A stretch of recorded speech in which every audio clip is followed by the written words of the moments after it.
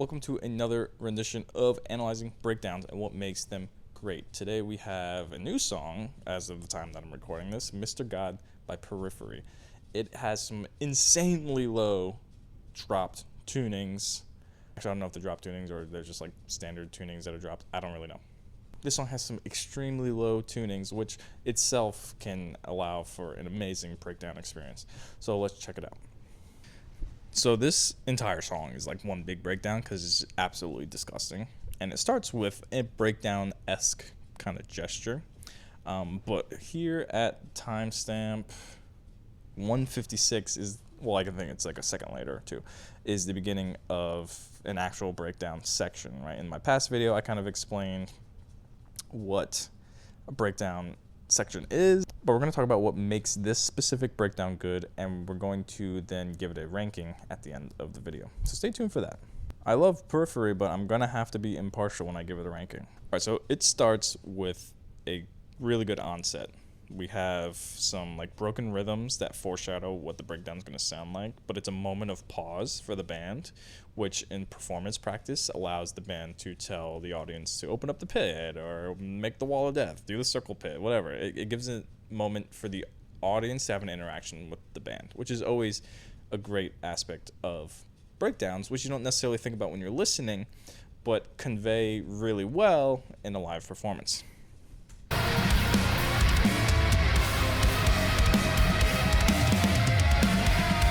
So here's where it starts. So one thing that makes the onset and the build-up of a breakdown extremely energetic is what they're doing here. It just super low tunings, but rudimentary rhythms, just eighth notes, come, just chugs. So another way to enhance that is to have it pan left, hard left, and pan hard right, because when we have something panned hard left, and then we hear the same thing panned hard right, when they unify eventually, well, if you know the production techniques for metal music, the guitars are going to stay panned left and panned right. They're just going to now play at the same time, not isolated. It creates a really strong unification. So the arrival, or what we're calling the breakdown, what makes that super effective is that this moment of unison is now so much stronger because we just heard them separated, right? So that cathartic experience that we're looking for gets enhanced through a unison of parts. Also, just absolutely disgusting vocals helps a lot too, because it's getting you into that, like, oh, here it comes moment, right? Like when a band says, all right, here we go, like that kind of thing, or like sing it. Like when you hear those vocal cues, you get excited. So now we're building up to a breakdown and you're getting these guttural, well, he's not doing guttural stuff yet, but he's doing these just gnarly screams. Like it's getting you ready. And as I paused it, the guitars were unified, right? They're panned left and right, but they're playing at the same time now. So it's, you know, giving us this fully surround audio experience.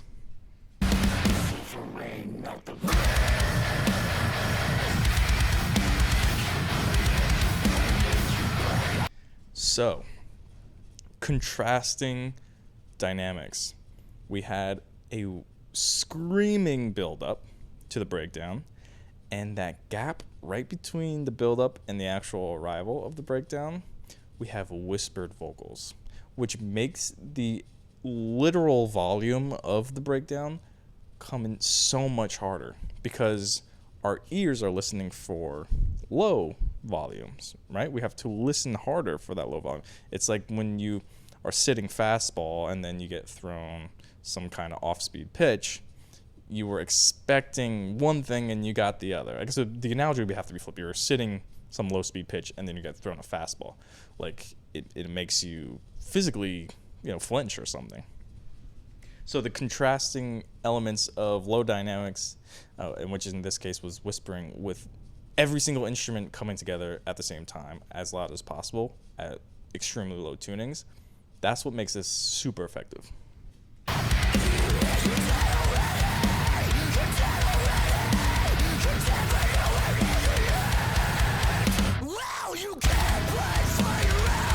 So here we have a very unique, or I shouldn't say it's very unique, but we have a very well-intentioned formal structure of the song where the breakdown goes right into the chorus. So the breakdown itself had this momentum and the cathartic experience, right? And the mosh pit's going crazy right now, and it goes into the chorus. And the thing about music that makes our brains happy is repetition. When we can hear something and go, oh, wait, I've heard that before already. That fires all the dopamine receptors or whatever. I don't know what hormone actually gets released, but it makes our brains happy because we go, I've heard this and now I could experience this knowing what this is. So to go from the breakdown, this high energy catharsis, whatever, into now something that's equally as heavy, but something, a part of the music that we've already heard and we already know, that's just going to make the chorus extremely effective in its presentation. So kudos to Periphery for thinking out their song structure, which they usually do, because what makes this effective is honestly its placement within the song. Has all the elements. It has the build up, it has the breakdown, right? The arrival, has the onset, and it has the production materials like the panning left, and it has like those production techniques like panning left, panning right, meeting them in the middle.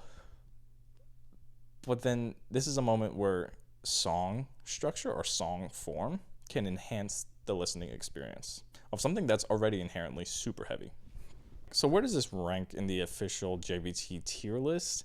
I'm going to have to give this a 7 out of 10, which lands it at an A tier breakdown. And here's my reasoning for that.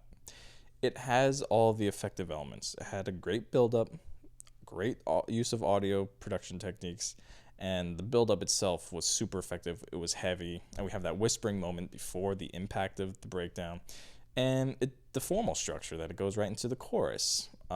These are all super effective things, but it could have been a little more played up. It could have been extended for a little bit longer. Imagine a live performance of this song. You have the pit going crazy for about 5 to 10 seconds at most, whereas you could have the pit going crazy for 20, 25 seconds, right? And so the thing about this is I feel like this breakdown was not so much to be a breakdown, a moment of just utter chaos. It was supposed to enhance the experience of the chorus coming back, of hearing the refrain again, which is musically genius, but we're ranking the actual breakdown itself. So you know what? I'm going to have to now lower it to B tier because it's not breakdown for breakdown's sake. It's breakdown so that the chorus is absolutely diabolical and heavier than it was earlier in the song. Now, granted, this entire song is absolutely disgusting, so the breakdown was already at a disadvantage because usually the breakdown is going to be the heaviest section of the entire song. But in this case, the entire song is a breakdown. This is like a Kublai Khan song where it's just breakdown after breakdown. Like, it's just, the whole thing is heavy. For those reasons, on the official JVT tier list, Mr. God by Periphery is a B tier breakdown. Let me know which breakdown I should do next.